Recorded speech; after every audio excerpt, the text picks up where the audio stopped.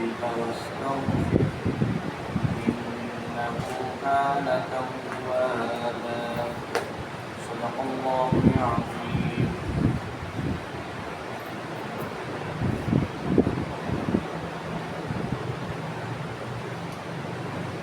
سورۃ النصر اس کی 3 آیات ہیں. سورت کے متعلق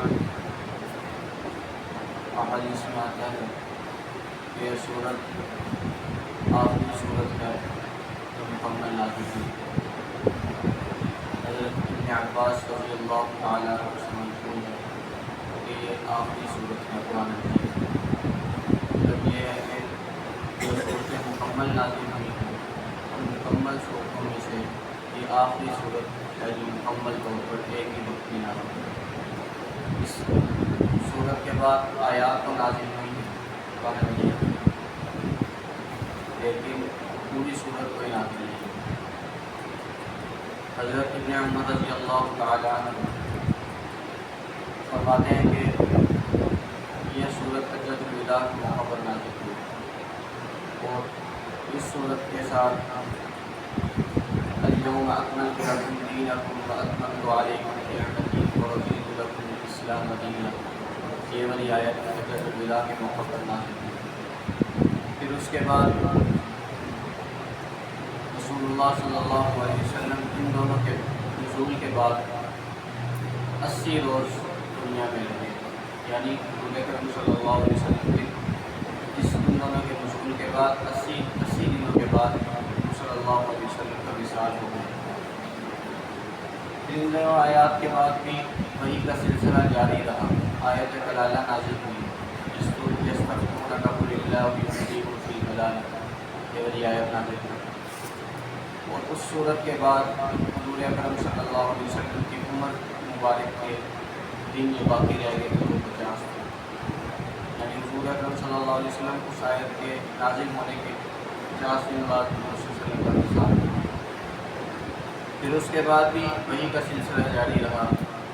اس کے بعد آیت نازل ہوئی لقد جاءکم رسول من انفسکم عزیز علیہ ما عنتم حریص علیکم بالمؤمنین رؤوف رحیم. اس کے بعد حضور اکرم صلی اللہ علیہ وسلم 35 روز زندہ ہوئے. پھر اس کے بعد ایک آیت نازل ہوئی واتقوا یوما ترجعون فیہ الی اللہ. ایک روایت میں ہے کہ حضور اکرم صلی اللہ علیہ وسلم اس آیت کے نازل ہونے کے 21 دن بعد وفات آپ صلی اللہ علیہ وسلم کی ثابت ہے. اور ایک روایت میں ہے کہ 7 روز بعد آپ صلی اللہ علیہ وسلم کی وفات ہو گئی. اس آیت کے نزول کے 7 دن بعد آپ صلی اللہ علیہ وسلم کی وفات ہو گئی. بہرحال اس صورت کے نازل ہونے کے بارے میں مختلف اقوال ہیں. ایک یہ ہے کہ حجۃ الوداع کے موقع پر نازل ہوئی. ایک یہ ہے کہ فتح مکہ کے موقع پر نازل ہوئی. ایک یہ ہے کہ فتح مکہ سے قبل نازل ہوئی غزوہ خیبر سے واپسی.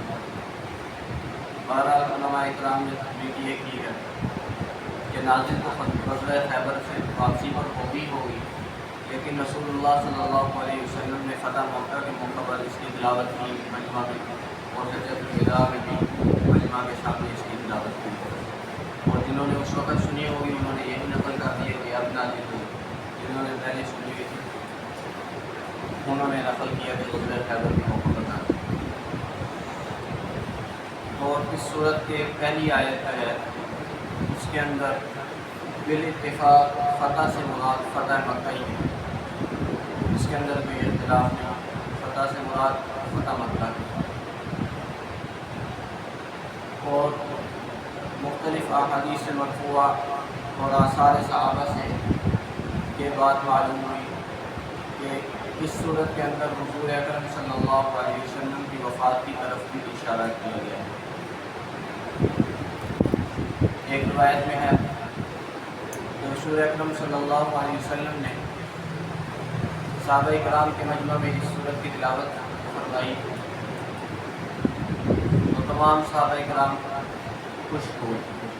ان صحابہ کرام میں حضرت ابوبکر، حضرت عمر اور حضرت سعد بن ابی وقاص اور حضرت عباس رضی اللہ تعالیٰ عنہ یہ سب صحابہ کرام میں موجود تھے.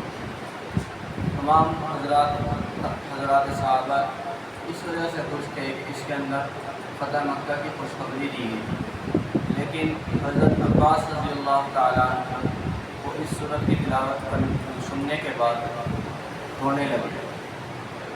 تو آپ صلی اللہ علیہ وسلم نے ان سے رونے کا سبب پوچھا، تو انہوں نے عرض کیا کہ یا رسول اللہ صلی اللہ علیہ وسلم، اس میں تو آپ کی وفات کی خبر دی جا رہی ہے۔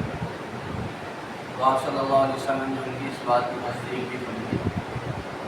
اور ایک روایت میں ہے، صحیح بخاری کی روایت ہے، حضرت عباس رضی اللہ تعالیٰ عنہ سے منقول ہے، یہ سارا مضمون اسی طرح ہی منقول ہے کہ حضرت عمر رضی اللہ تعالیٰ عنہ کو جب یہ بات سنائی گئی تو انہوں نے کہا کہ میں بھی اس صورت سے یہی سمجھا تھا، میں نے بھی اس صورت سے یہی سمجھا تھا، یعنی اس صورت میں حضور اکرم صلی اللہ علیہ وسلم کی وفات کی مدد اشارہ کیا گیا۔